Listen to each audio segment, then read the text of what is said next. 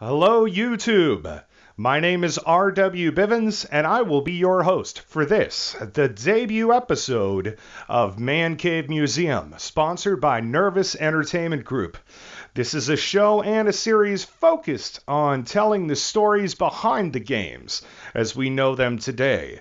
Some of the pitfalls, some of the legendary things that had happened behind the scenes, and some of the development hells that we all know certain games had to face. As an avid collector of signed and autographed video game memorabilia, this is also a show and tell of sorts, where at the end of every episode I show you the item I'm speaking of in question and tell you throughout the episode why it is of importance to me. Without classifying, keeping, and preserving the past, how are we to know where the future is going to stand? With that said, if you guys enjoy this series and this channel as much as we do creating it for you, please go ahead and hit that subscribe button, share it with your friends, and leave some comments so we can talk about it below. Without further ado, here's episode 1, dedicated to the infamously delayed Duke Nukem Forever. Enjoy.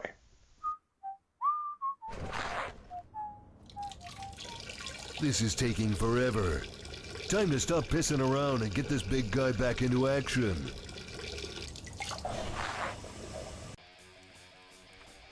When one goes to dictionary.com and looks up the meaning of the word forever, the adverb describes it as without ever ending, eternally. And to a lot, that seemed to be the case with the development life cycle of this Duke Nukem Forever title. You see, it was already part of an established franchise, and it was supposed to be the sequel to the 1996 game Duke Nukem 3D, as part of a long-running Duke Nukem video game series. It had established itself as a franchise over at 3D Realms, but after changing hands a few times, it took nearly over a decade for Triptych Games and finally Gearbox Software and Piranha Games to come out with the actual product around 2012. That is a long time to wait. Many fans were speculating whether or not the game would ever see the light of day. As a matter of fact, it became a long-running meme. Well, do you want to wait forever? Duke Nukem Forever is definitely the game you want to pre-order. There were so many jokes, so many people just lauded and laughed about what a piece of garbage it would be. You know, they always say that if a game is delayed, it's always a good thing. Always. Because it allows the developers to polish certain things off, to make certain aspects of the gameplay better. But that's not always the case. You see, Duke Nukem came back with the same exact mindset as it was 10 years earlier. And for those of you in there listening right now that are youngins, this goes back to the Walkman, cassette, stonewashed, acid jeans, hipster music listening crowd that your parents were when this game was first announced. You see, the fart jokes had grown stale, and a lot of the different things that made Duke originally funny, well, they were no longer relevant. Time changes, but it seems that Duke was still stuck in this loophole of time where only he and his inner core of jokesters that were developing the game could honestly see what made him relevant and funny. At the end of the day, we ended up with a very rushed, very unpolished, somewhat mediocre and playable game that if it were on its own would have stood as a decent enough FPS, but because of the weight of the franchise bearing its name, it hardly held up to those standards. At the end of the day, it marked the nail in the coffin for the end of the series, and as some may say, the end of the Duke himself. There were a lot of great moments in the game, and it's definitely well worth picking up if you go to a local game store and you could find it on the used shack or the used rack or whatever they have there. And, you know, definitely worth exploring. The graphics were definitely not where they could have been, and in all due respect, the team behind the final product, Gearbox Software, well, I wouldn't blame them. They were sort of stuck in a creative box with the franchise, and they had to make what Duke people expected, and to be honest with you, I'm much happier with what they did with Borderlands. Well, that's for the game itself. Now let's talk about the people, that were actually doing it. What kind of sick motherfucker picks up wet feces?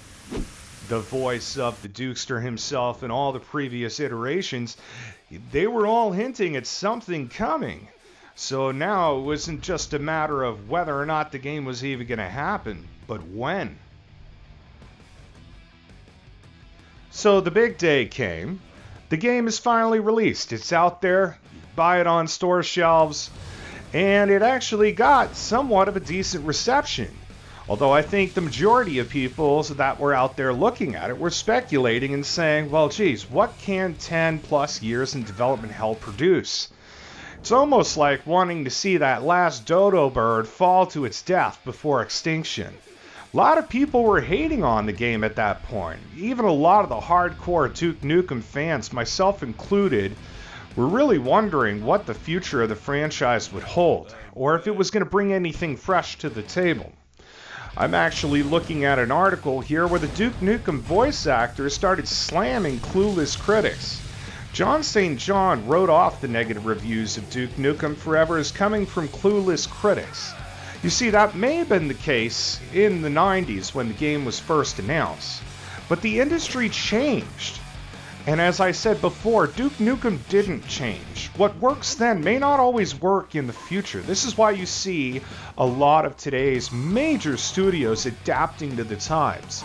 Yes, we may have an ongoing plague of rehash after rehash and sequel after sequel, but at least there's something interesting or new brought to the table. This was more lip service to fans than anything else. For what it's worth, I am glad that the game came out, and I'm fortunate enough to induct my first exhibit into the Mancave Museum, my signed copy of Duke Nukem Forever for the Xbox 360, autographed by the one and only voice of Duke himself, John St. John, who will forever remain on the shelf in memory of a part of gaming history that it left behind. Thank you so much, ladies and gentlemen. You have a wonderful, wonderful YouTube and day. And please don't forget to show that love, subscribe, tell your friends. We will be back next week with another episode of Nervous Entertainment's Man Cave Museum. And now for the swag. Enjoy. In consideration of everything stated in this video and the evidence presented to us, Nervous Entertainment has acknowledged and accepts its first exhibit into the Mancave Museum archives, an autographed copy of Duke Nukem Forever, signed by voice actor John St. John.